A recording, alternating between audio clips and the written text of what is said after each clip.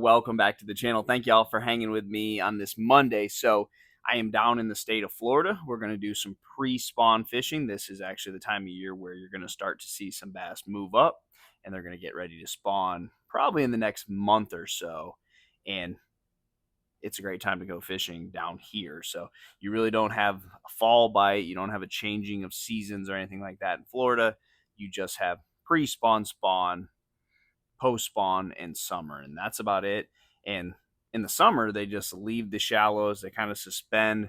There's not really much for the bass to get on in most lakes in Florida, so they just kind of get out there. If you have brush or something like that, they'll get on the brush. But on these lakes where you don't have anything out there, they just suspend. And it's actually illegal in the state of Florida to drop brush. So if you've never been down here, this is a really awesome place to fish this time of year. We start getting some of those cool nights, some of that north wind gets down to Florida, and it can make for really good fishing. So these fish have not seen a bait probably in the last couple months, and they're going to start getting in those outside grass line type places, and it's just my favorite. So we'll be doing a lot of this. So I want to talk about the hybrid hunter when it comes to when you're going to get most of your bites. I've had some buddies of mine asking me some questions about it, and it kind of dawned on me that this bait is a lot like a jerk bait, soft plastic jerk bait, or your normal standard jerk bait, and the fact that you get a lot of bites when it's just sitting there. So I got the junior in my hand right now, and I'm not a huge fan of the junior. Now, if you're fishing for spotted bass, smallmouth, then you probably need the junior because the regular size one is very large. You know, the Swank, it's a big bait. It's, almost a 3/4. The hybrid hunter's an ounce, and they're as big as the palm of your hand easily.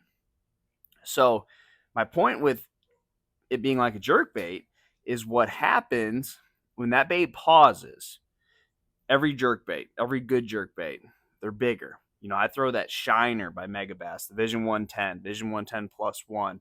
Those are big baits. They got 3 hooks on them. Same thing with a fluke and that Magnum fluke. That's a big bait. It's the size of your hand.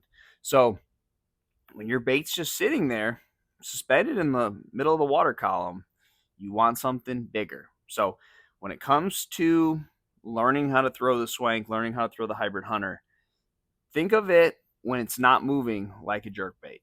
You want that bigger profile. So this, I'm sure, catches them, but if you want to learn how to throw it, I would advise you to start with the standard size, and then if you want to try to learn the finesse one, but learn that bigger size first. That bigger size is going to teach you a lot about that bait. Then if you want to kind of dive into the shallow version, which I haven't caught them on the shallow version, I haven't caught them on the junior, I just throw that big 77X in the Swank, or just your standard hybrid hunter in the Strike King version. But that is key for that. That bait is a hybrid. It really is. It fishes like a chatterbait, and you fish it like a chatterbait.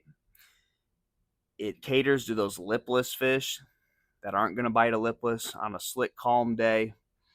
And it has a lot of the same characteristics as a jerkbait.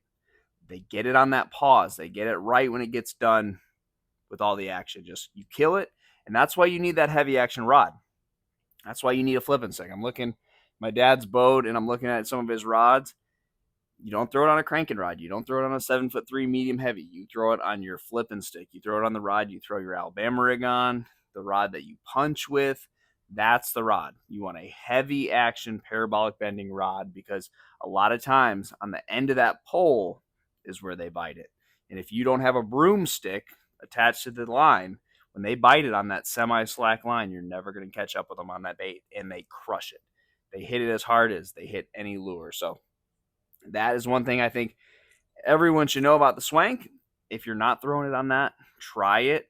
Big line. You can't put light line on a flipping stick, so put at least 17-pound test Seaguar fluorocarbon on there and move it. You're pulling it. You're giving it a sweep. You're not reeling it like you would a normal crankbait. Pull it. Get that bait moving. Pull it on that semi-slack line. Go from one end of your body all the way to the other. And when you stop, you go to wind in that slack, you'll feel them hit it on that semi-slack line. And that's how hard they hit it.